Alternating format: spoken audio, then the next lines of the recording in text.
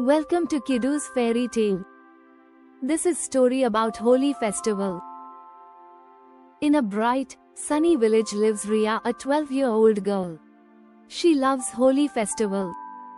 One day Grandam was telling the story of Holika and Prahlad, the famous story of Holi to children.